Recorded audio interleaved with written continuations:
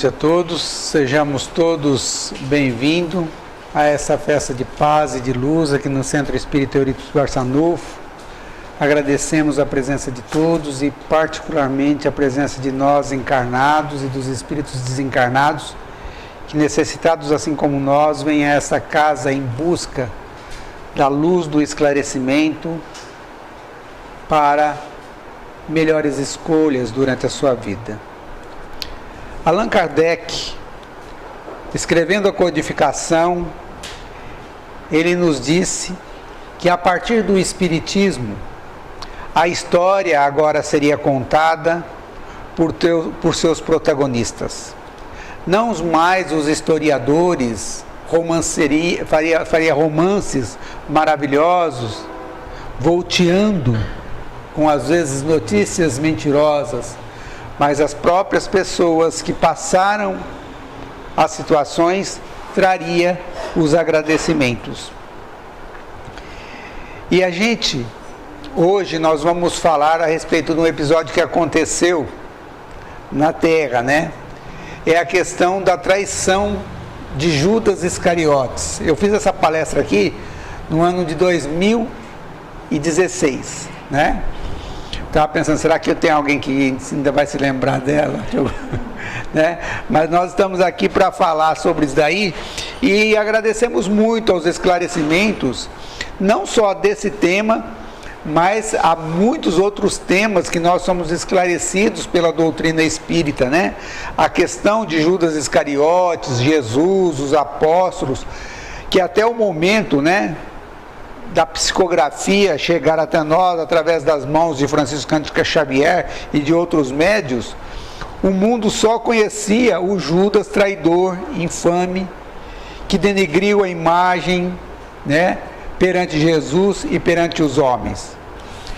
E assim, o advento dessas notícias vindo ao mundo, né, através dos espíritos, através do próprio Judas, trazendo essas informações, tem a capacidade de modificar os nossos pensamentos e a respeito da figura desse nosso irmão, que é apóstolo, né? Nós temos uma companheira nossa da família que nós estávamos comentando, a Leonor estava comentando com ela sobre a respeito de Judas Iscariotes, falou, Deus me livre, não quero nem ouvir falar desse cara aí, esse cara traiu Jesus, esse cara é o demônio em pessoa, né?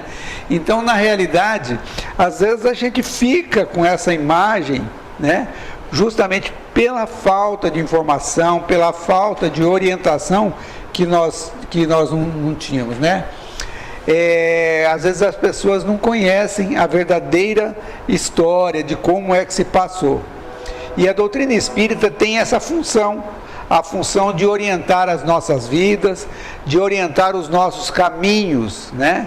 Não apenas nesse tema, mas em outros temas, fazendo com que nós possamos utilizar a razão através de uma fé raciocinada, que vem nos motivar a respeito do porquê que nós precisamos fazer as mudanças em nossa vida.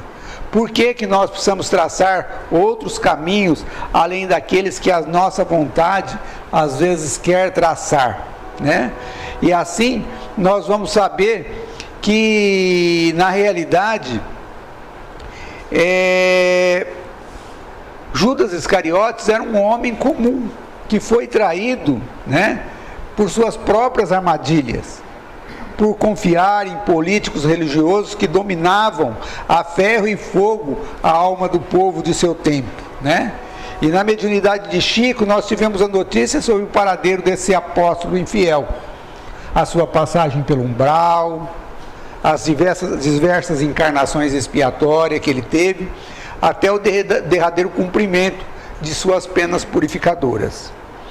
Mas para a gente poder orientar melhor, para que essa lição de Judas Iscariotes não fique apenas com ele, mas que fique também para a gente, Emmanuel tem uma mensagem que ele traz como título de Alma Desperta, né? Dizendo para ficar bem atento.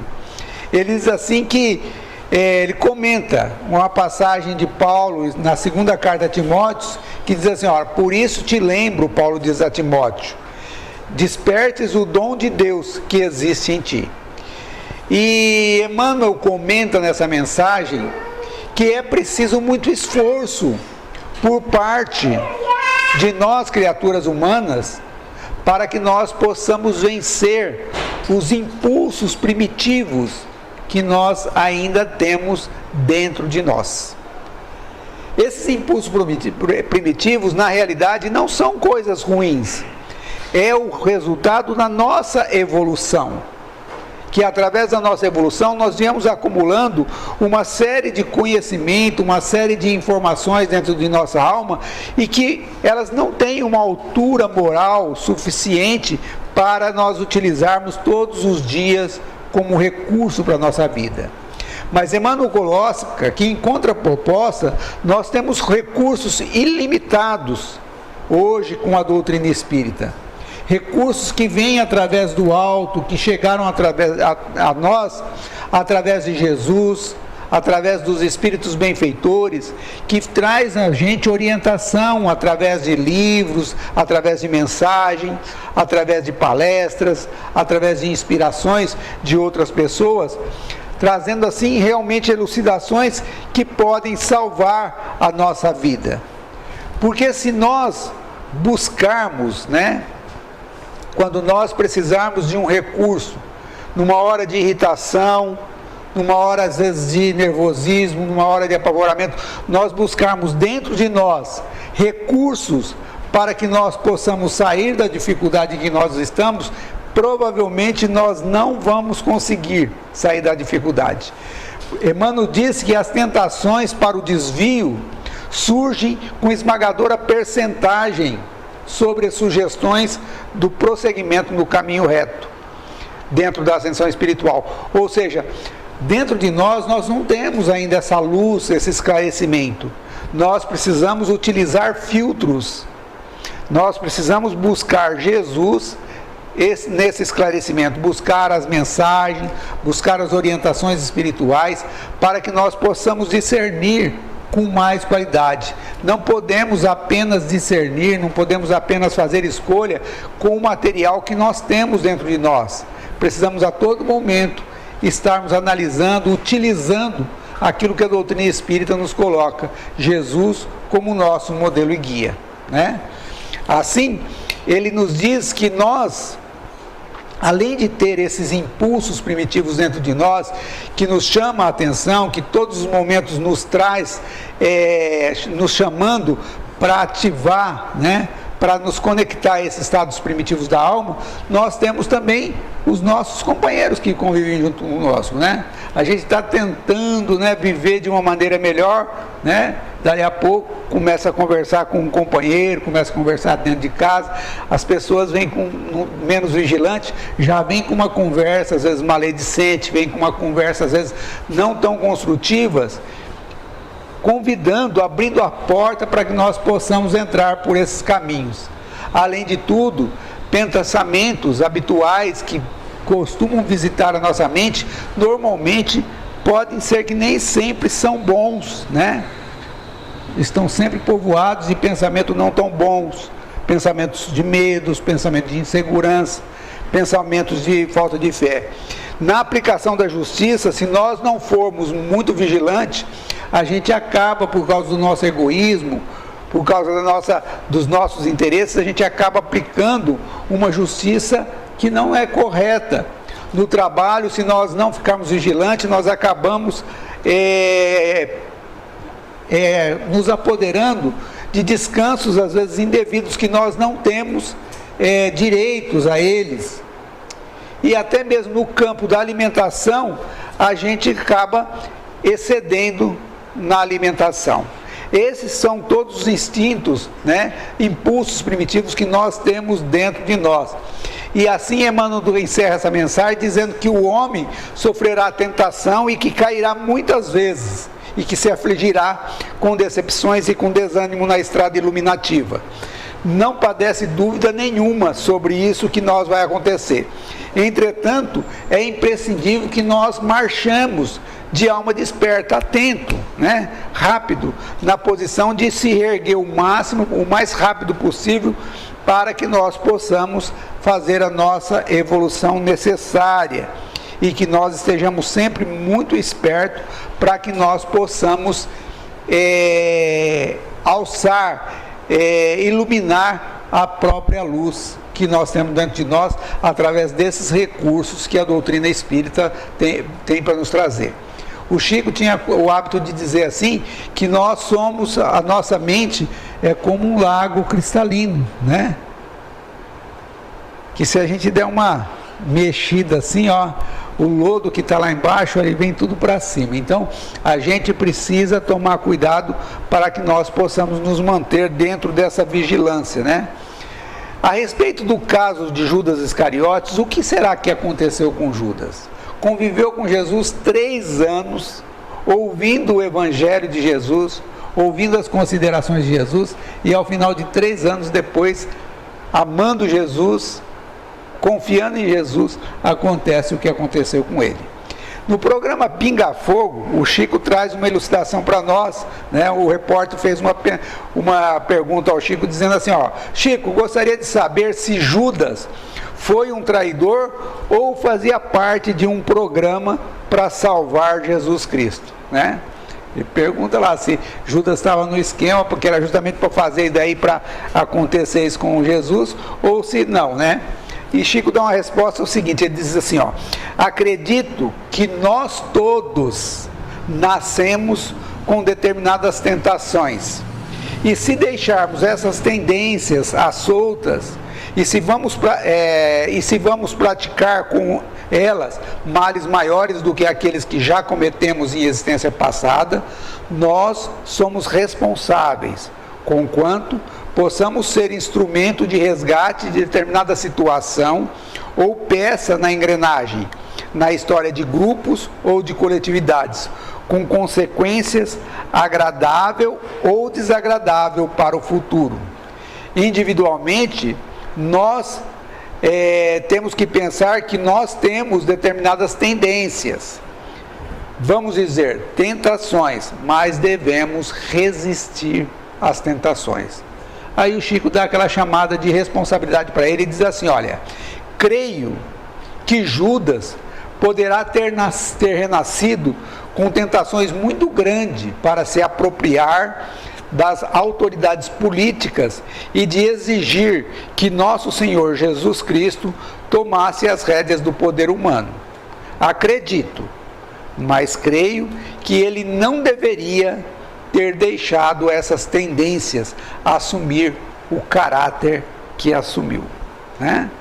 Então a gente vê que realmente foi falta de vigilância, falta de estar atento a respeito dessas coisas que nós temos dentro de nós, desses desejos, desses anseios que nós temos dentro de nós, de não colocarmos esse filtro que hoje nós temos a doutrina espírita para utilizar, para que nós não possamos cometer atitudes incorretas. Numa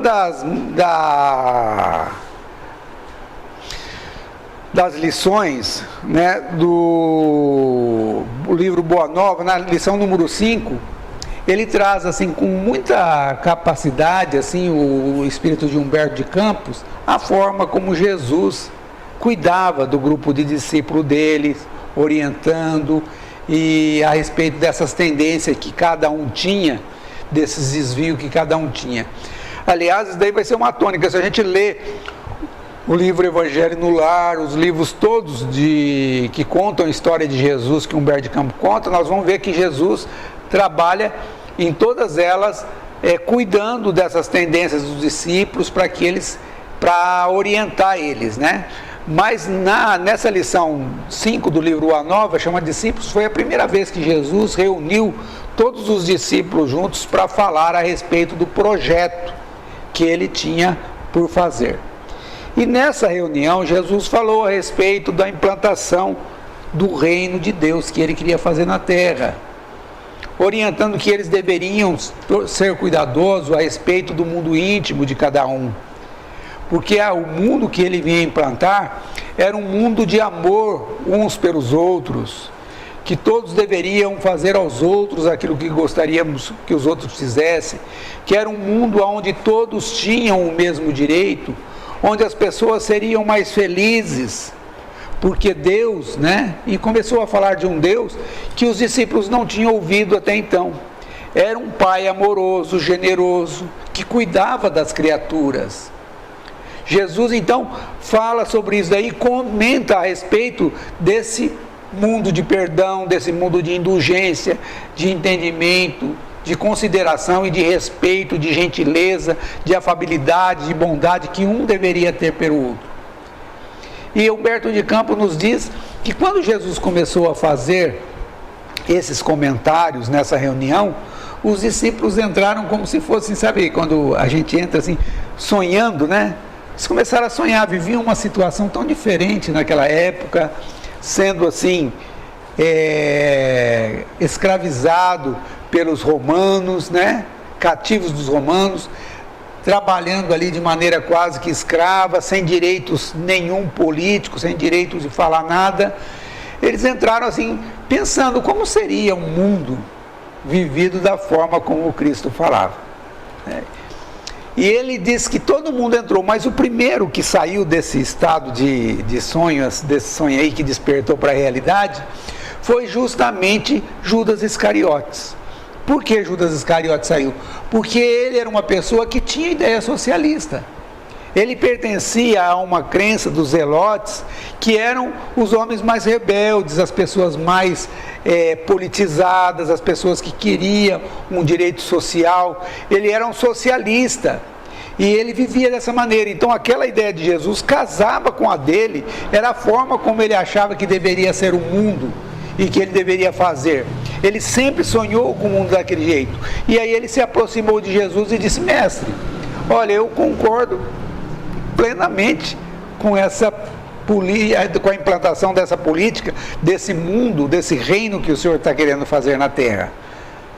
Mas aí ele começa a mostrar para Jesus as suas tendências e no que ele acreditava. E aí ele fala para Jesus: mas o Senhor sabe, né? Ninguém consegue fazer nada sem o dinheiro e sem o apoio político dos homens poderosos da terra.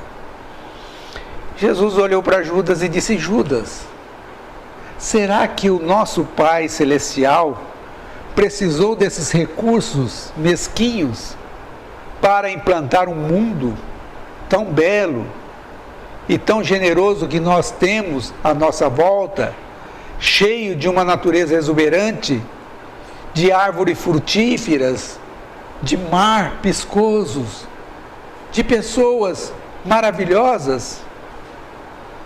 Judas não queria escutar aquilo que Jesus estava falando. Na realidade, ele queria avivar aquilo que ele sonhou a vida inteira, justamente os seus impulsos primitivistas que tinham dentro dele. E então, nesse momento, ele diz ao Senhor: certo, Senhor, mas podemos implantar esse reino. E Jesus então fala para Judas: Judas, olha, você é a primeira pessoa que se coloca à disposição para auxiliar na implantação do meu reino e da ideia. Se você acha que essa ideia, que esse recurso é tão imprescindível desse jeito, você fica responsável por ele. Você recolha os recursos e ficará responsável por ele, porque os recursos financeiros do mundo são muito importantes e muito valiosos na mão daquelas pessoas que sabem administrar. No entanto, quando não sabemos administrar o bem material, ele serve de tropeço para todos nós. Foi na hora, Judas já foi aqui na túnica que ele tinha, desenrolou, pegou uma sacolinha que ele trazia, já uma bolsinha, e já passou fazendo a coleta com todos os discípulos. Os discípulos eram pessoas simples, homens pobres, então cada um contribuiu com um pouquinho, né? Contribuiu com um pouquinho, e Jesus estava conversando com os outros discípulos, quando de repente Judas apareceu perto de Jesus e falou: olha, Senhor, a bolsa é pequena, mas já é um começo. E Jesus, olhando para Judas, para orientar ele, disse: Judas, a bolsa é pequena, mas tomara que você não tombe sob o peso dela. Foi a primeira orientação que Jesus deu a Judas. E assim foi os ensinamentos de Jesus. A cada dia, a cada orientação, a cada pregação de Jesus, a cada atividade de Jesus com o povo, a admiração, o carinho e a confiança de Judas aumentava mais em Jesus. Realmente, se tinha uma pessoa com capacidade de implantar aquele reino de amor e de justiça na terra, esta criatura seria Jesus. Ele acreditava piamente nisso. Nos conta, no livro Boa Nova também, na lição, acho que 24, se não for 24, é por ali. Ela chama-se A Ilusão do Discípulo, que conta aquele dia que Jesus chegou a Jerusalém e adentrou Jerusalém, e que o pessoal estava tudo esperando ele, forrou a rua de flores para ele entrar, todas as casas pegaram aquelas palmas, aquelas coisas, dando boas-vindas a Jesus, dizendo salve o filho de Davi. Aquilo ali encheu de entusiasmo a todos os discípulos e praticamente alucinou Judas Iscariotes. Ele ficou entusiasmadíssimo com aquela situação e, em contraproposta, ficou muito decepcionado, porque Jesus não deu a mínima para aquela comoção, para aquele apoio que o povo deu, né? Muito pelo contrário, Jesus fez questão de se desvencilhar o mais rápido daquela comemoração do povo. E à tarde, nos conta nessa lição, que eles voltavam, os discípulos voltavam de Jerusalém para Betânia, que era uma cidadezinha onde morava Lázaro, Maria e Marta. E Jesus sempre pernoitava na casa dele, ficava na casa deles. E eles estavam voltando para Betânia, e no caminho Judas se aproximou do filho de Zebedeu, Tiago, né? Com aquela inquietação enorme para poder falar, e Tiago estava sereno, calmo, com aquela serenidade, com aquela calma que acompanha todos os espíritos superiores, todas as pessoas que trazem a paz dentro dela. E Judas falou para ele: você viu o que aconteceu hoje? A multidão apoiou o mestre, apoiou o projeto do mestre. E Tiago, sem entender direito, olhou para Judas e disse: sim, mas o mestre é merecedor de todo o apoio, de toda a alegria, e realmente ele faz por merecer esse carinho do povo. Ele disse: não é isso, ele não dá a mínima, Jesus não dá a mínima, ele não gosta de dinheiro, ele trata todas as pessoas iguais. Os doutores da lei, ele não a trata melhor do que trata um leproso. E sem esse apoio nós não conseguiríamos fazer nada. Tiago olhou para Judas e disse: Judas, o mestre tem nos pregado que o reino dele não é desse mundo, que é necessário que nós modifiquemos o nosso mundo íntimo, que nós modifiquemos a nossa personalidade para que nós possamos implantar esse reino de amor dentro de nós. E assim, foi conversando com Judas, foi orientando Judas, mas Judas não tinha ouvido para escutar. Na realidade, todos aqueles sonhos, todas aquelas vontades, tudo aquilo que ele havia pensado de realizar em toda a sua infância, em toda a sua mocidade, era o que ocupava a sua mente. E nos conta na lição que nessa noite Judas dormiu muito pouco. Ele viveu empolgado com aquelas ideias. E logo de manhã ele levantou antes que todo mundo e se pôs a caminho de Jerusalém para conversar com os doutores da lei, para falar com os doutores da lei. Numa outra lição do livro de Humberto de Campos, também chamado Lázaro Redivivo, ele conta uma lição sobre, que ele coloca como nome de discípulo ambicioso. E aí ele conta nessa madrugada Judas, né, caminhando por essa estrada. E ele conta assim que quando Judas, obcecado pela ambição, procurou avistar-se com Caifás no sinédrio, trazia a cabeça incendiada de sonhos fantásticos. Ele amava o mestre, pensava presunçoso. Entretanto, competia cuidar dos interesses dele. A vaidade o absorvia.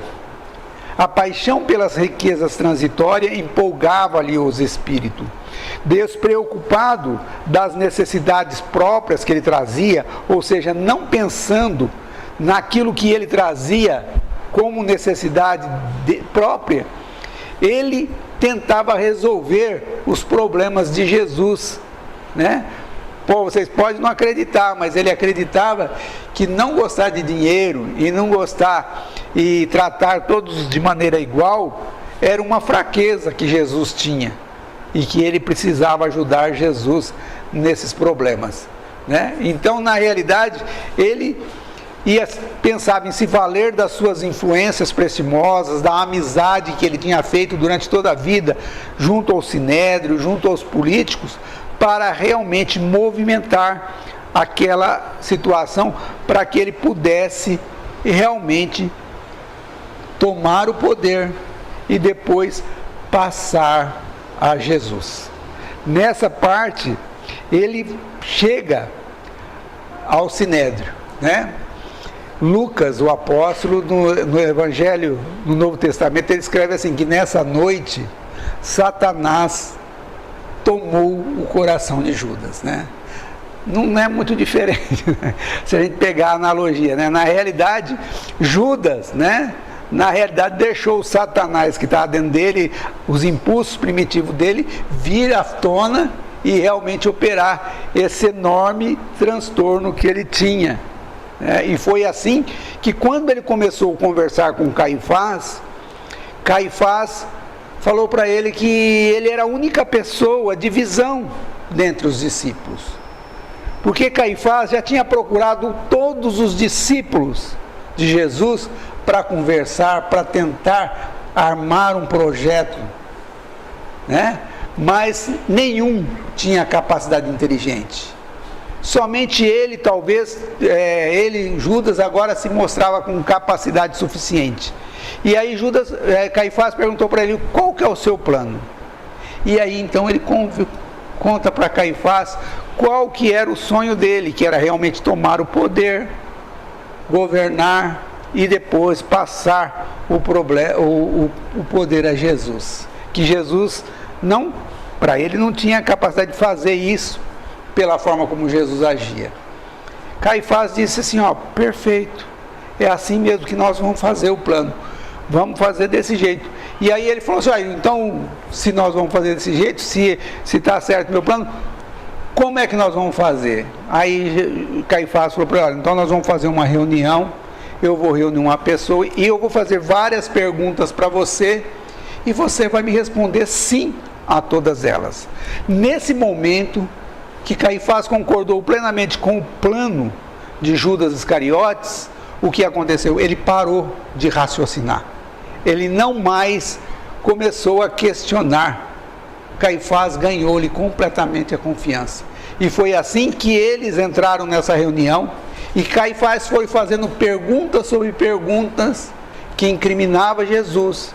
As perguntas todas aquelas que ele fez a Jesus, que Jesus, de maneira maravilhosa, saiu trazendo um ensinamento para nós. Judas foi respondendo a Caifás, sim, uma a uma, incriminando o Cristo. Depois ele colocou Judas numa antessala, preparou, né, os soldados, porque Judas havia perguntado para ele, mas e o mestre, como é que fica? Ele disse, então nós vamos fazer o seguinte, nós o prendemos e trazemos ele para a nossa proteção. Protegemos ele enquanto você toma o poder. Quando o mestre for preso, toda a multidão virá atrás dele. E aí nós faremos a rebelião, você toma o poder e depois de algum tempo você devolve o poder a ele. Perfeito. Ele ficou nessa antessala, se programou, e aí aconteceu aquilo que nós sabemos que aconteceu, né? Judas saiu com os soldados, beijou Jesus, né? Naquele beijo de traição, não porque aquele beijo lá fosse assim, para que os doutores da lei reconhecessem quem era Jesus, e nem para que os romanos soubessem quem era Jesus. Aquele beijo não teve essa importância que as pessoas que dizem no Novo Testamento. Na realidade, aquele beijo da traição de Jesus, na realidade, era uma forma de provar perante os soldados, perante as autoridades que estavam ali, que Judas era da intimidade de Jesus, e que todo aquele depoimento que ele havia dado era verdadeiro, que ele era uma pessoa do conhecimento do Cristo na realidade. E assim foi que aconteceu o que aconteceu, né? Prenderam Jesus, Jesus foi para julgamento, até aí estava tudo combinado. Mas quando Jesus foi açoitado, Judas falou: opa, isso não estava combinado. Aí Judas já voltou correndo para conversar com Caifás, não mais encontrou ninguém no Sinédrio. Não encontrou Caifás, não encontrou nenhum doutor da lei, que se esconderam até esperar o fim do julgamento de Jesus. Judas voltou, quando colocaram aquela coroa de espinho à noite na cabeça de Jesus, ele voltou correndo para procurar os discípulos de Jesus, para falar para eles, para pedir ajuda, para saber o que poderia fazer junto. Os discípulos estavam extremamente magoados, ressentidos, apavorados, com medo também, e não conseguiram dar atenção a Judas, e Judas permaneceu sozinho. E assim foi que ele foi marchando passo a passo até Jesus ser condenado à crucificação. Quando Jesus foi condenado à crucificação, ele voltou ao Sinédrio e encontrou Caifás. Nesse momento ele falou para Caifás: tem piedade de mim, nós cometemos um crime, aquilo que nós falamos é mentira, você sabe disso. E ele estava com aquele dinheiro, e aí Caifás falou para ele: ó, isso já é com você, né? Que é a frase célebre de Caifás. Ele joga aquele dinheiro lá para Caifás e diz: esse dinheiro aqui não é meu, não quero isso daqui, não é isso que eu vim fazer. E jogou o dinheiro e saiu ensandecido para a rua para acompanhar Jesus. Foi quando aconteceu a crucificação de Jesus e aconteceu aquele enorme temporal dentro naquela tarde em Jerusalém, muito vento, trovoadas, chuvas, e dentre o alvoroço que aconteceu da natureza, né, sussurrando, Judas conta que a única coisa que vinha na mente dele a todos os momentos era a voz serena e calma de Jesus, que lhe repetia uma vez atrás da outra: eu sou o caminho, a verdade e a vida. Ninguém vai ao Pai senão por mim. Foi nesse momento em que o remorso, que o arrependimento, né, lhe crucificava a alma, que ele estava completamente vencido, havia traído o seu maior inimigo, e foi nesse momento, talvez, que um espírito de trevas, um espírito inimigo dele, tenha sugerido para ele a forca como uma forma de fugir de todos os problemas, e pela situação extremamente atribulada em que a alma dele vivia, completamente perdido, aceitou a sugestão e acabou cometendo o suicídio, né, através do enforcamento. Depois do enforcamento de Judas, depois da crucificação de Jesus, os discípulos permaneceram em Jerusalém, reencontraram com Jesus, como nós sabemos da história. Depois de conviver com Jesus, voltaram para Galileia. Jesus continuou aparecendo para os discípulos, convivendo, orientando eles. E depois de algum tempo, muitas coisas que aconteceram entre os discípulos e Jesus perturbavam a alma dos discípulos. O próprio Simão Pedro, num encontro que tem com Jesus, no lago de Genezaré, numa pesca, depois de uma pesca, depois de uma madrugada, no amanhecer do dia, Jesus pergunta a Simão Pedro se ele o amava. Ao que Simão Pedro responde que sim, que Jesus sabia que ele o amava. E Jesus então lhe responde: apacentas as minhas ovelhas. Simão Pedro nesse dia entendeu que era necessário dar prosseguimento ao trabalho de Jesus. Então ele volta novamente para a Judéia. E na saída de Jerusalém, no caminho que ia de Jerusalém até a cidade do Porto, com as próprias mãos e com as mãos dos amigos, dos discípulos que o acompanharam, eles construíram um salão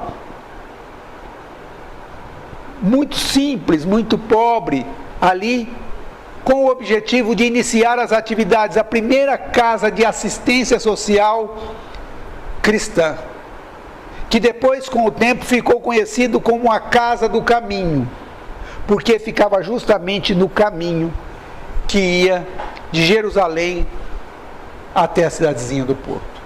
Todo mundo que passava por lá tinha o socorro, tinha o amparo, tinha as coisas.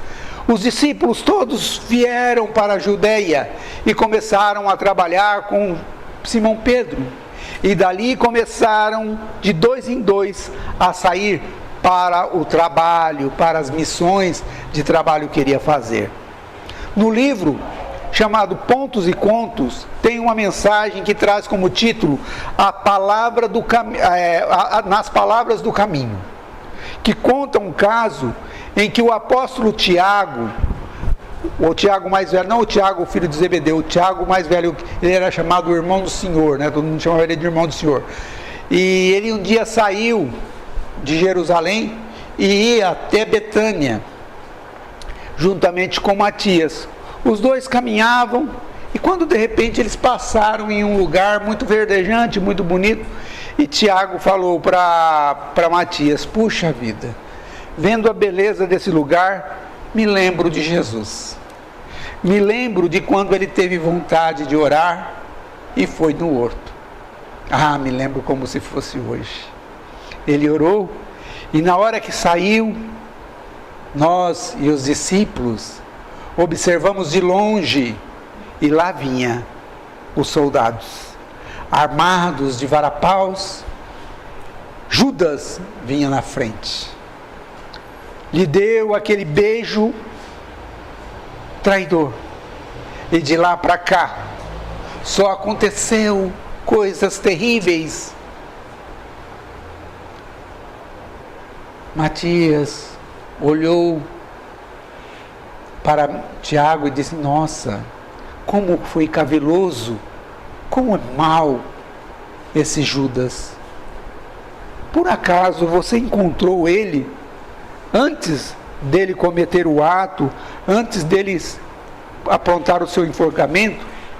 Tiago disse: não encontrei, e foi o melhor que aconteceu. Talvez eu não tivesse recursos, e talvez o espancaria, e talvez o mataria se eu tivesse vindo. Não teria equilíbrio para tudo isso.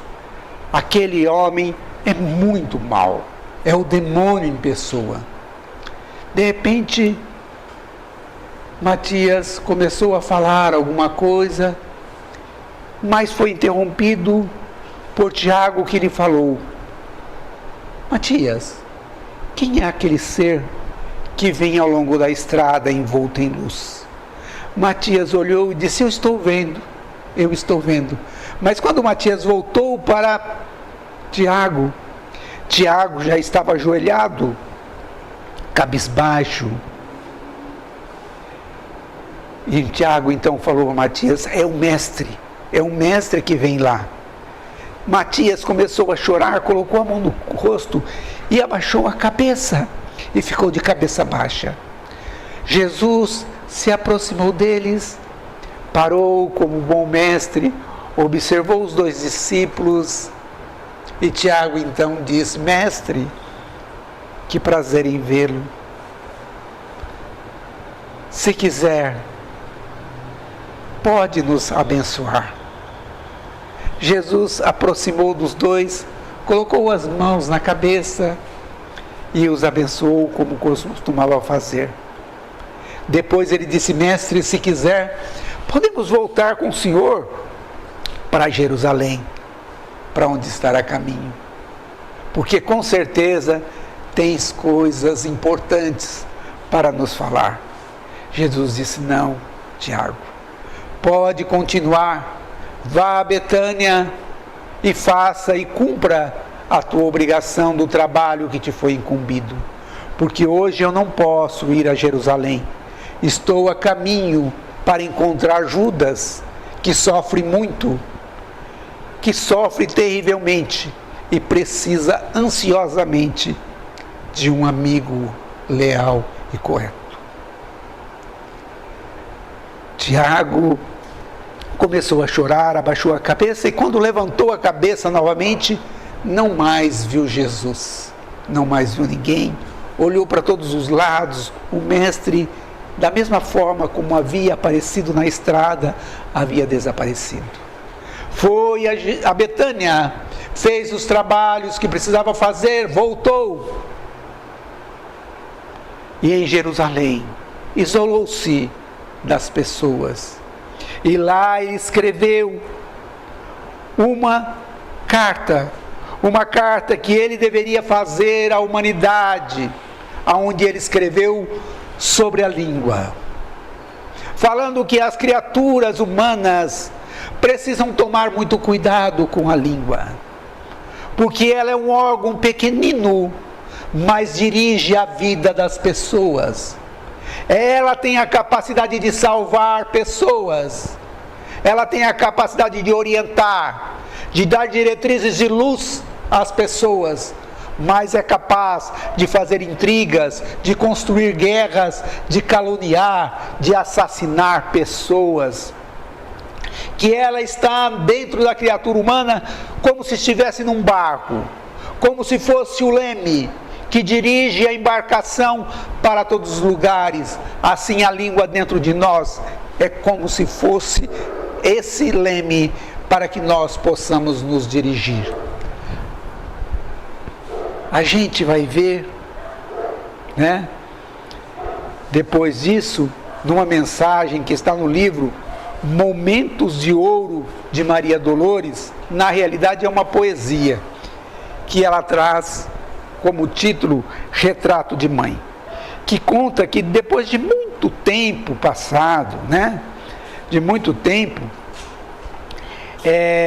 dos quadros do Calvário, depois que passou aquilo ali, Judas estava completamente cego e errava, andando por uma escuridão muito grande, cansado de remorso, punha-se a chorar a todos os momentos.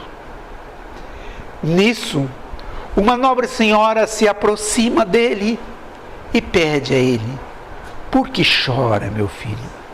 Então ele conta a ela: por que choro? Afasta-se de mim, senhora, eu sou o espírito do mal. E ela diz: não, és uma criatura boa. Ele disse: eu sou Judas, aquele que traiu Jesus. E ela então começa a conversar com ele, e de repente ela diz: meu filho, se acalma. Ele disse: filho, não venha com essa, mãe não existe, mãe não existe, porque depois que eu cometi o ato equivocado do enforcamento, eu voltei para minha casa para encontrar a minha mãe, talvez a única pessoa que pudesse me apoiar, que pudesse me amparar. Ela, me vendo, se apavorou, dizendo para mim que eu era o demônio e que eu deveria voltar para o inferno, de onde provavelmente eu havia saído. Senhora, desculpe, mas mãe não existe. Mas a senhora continuou a conversar, a lhe falar de amor, e disse a ele que na realidade demônios não existem, porque nós temos um Pai soberanamente bom e justo, e que o céu se alegra muito mais por um espírito que se levanta do que por todos os espíritos que vivem no lado do Pai. Que ela estava ali para amparar, para ajudá-lo. E então, nesse momento, ele vira para ela e disse: quem sois vós? Tão meiga, tão paciente, tão branda, tão bondosa. És um anjo de luz ou uma mensageira dos céus? E ela então diz a ele: meu filho, eu sou Maria, a mãe de Jesus. Nesse momento, Maria se aproxima dele, pega Judas, ele diz que voltaria com ele ao plano físico, à crosta terrestre, que arrumaria uma mulher, que seria sua mãe, que orientaria a sua infância e que ele trabalharia pelo evangelho de seu filho até conseguir apagar todas aquelas culpas que ele trazia dentro de si. Foi assim que começou uma senda que duraria 1500 anos entre vários renascimentos. Primeiro, vários renascimentos em corpos atrofiados, cegos, mas trabalhando pelo evangelho de Jesus. Sempre ele morreu crucificado, ateado fogo, trabalhando sempre pelo evangelho de Jesus, se sacrificando, trabalhando dessa maneira até que 1500 anos depois morreu incendiado, queimado, crucificado, para conseguir se livrar daquela culpa. No livro Palavras do Infinito, Humberto de Campos tem uma lição que se chama Judas Iscariotes. É uma lição onde ele entrevista Judas Iscariotes e conversa com Judas Iscariotes. E nessa entrevista, Humberto de Campos disse assim que estava dentro do cemitério, estava no cemitério, passeando na terra na época da paixão de Cristo, né? E estava aquele alvoroço em muitos lugares, as pessoas colocando aqueles bonecos de Judas, dando paulada, dando pancada, colocando fogo, fazendo aquelas coisas. E ele entrou assim em Jerusalém, não é no cemitério, não, ele estava em Jerusalém. E aí ele observou um espírito extremamente simpático, uma pessoa que cativava, sabe, um espírito realmente simpático, alegre, uma pessoa que atraía para ele. E aí ele observou aquela pessoa, e o espírito estava junto com ele, falou assim: ó, esse daí é Judas. Ele falou: Judas Iscariotes? Ele falou: sim, é Judas. E isso daí ele se aproximou, e ele disse assim que a perfeição de Judas era tão grande como o espírito. E ele disse assim que eu, nas minhas maldades ainda da minha imperfeição, mostrando a diferença que existia entre evolução entre Judas e Humberto de Campos, ele diz assim que o atrevimento dele, Humberto de Campos, e a humildade de Judas foi que fez essa entrevista acontecer. Um descendo do seu posto e o outro se atrevendo a subir para poder conversar e poder analisar. E aí, nessa conversa, ele esclarece muitas dessas coisas que nós contamos aqui hoje para nós. Essa história mostra para a gente que espíritos da envergadura, como Jesus, como Maria de Nazaré, né, não se aborrecem, não se magoam, não ficam ressentidos conosco. Eles entendem e têm compaixão de nós. Estão a todos os momentos junto conosco, nos auxiliando, nos amparando, para que nós possamos prosseguir a nossa viagem. Jesus está a todos os momentos junto conosco. O Chico mesmo dizia, né, que em todos os momentos Jesus estava conosco. O próprio Adelino conta, né, o caso de Jorge, que todo mundo já sabe, né, que Jesus, na desencarnação de Jorge, veio buscar Jorge no corpo físico, né, para espanto de muita gente. Mas na realidade, Jorge foi um espírito que cumpriu com a sua obrigação, dentro da sua necessidade, dentro da sua expiação, que ele veio fazer na Terra, cumpriu de maneira maravilhosa, de maneira otimista, né, de maneira vitoriosa, tendo êxito, e Jesus veio buscar ele. E assim somos todos nós. Precisamos viver de alma desperta, como nos disse Emmanuel, porque todos nós temos dentro de nós os impulsos primitivistas, o resíduo de nossa evolução, que são os recursos que hoje nós temos. Mas a doutrina espírita nos traz o esclarecimento da razão de que nós precisamos utilizar a nossa fé raciocinada para analisar, para ponderar as nossas atitudes à luz do Evangelho de Jesus, para que nós possamos tomar atitudes cada vez mais iluminadas, para que nós possamos auxiliar cada vez mais as criaturas que estão conosco, porque é a prática do Evangelho que arrastará nós para o bem, para a espiritualidade, para a imortalidade como a condição boa. E é ela que vai salvar as nossas famílias, que vai salvar os nossos amigos, através do exemplo que nós dermos. Que Jesus nos abençoe e nos ilumine a todos. Muito obrigado.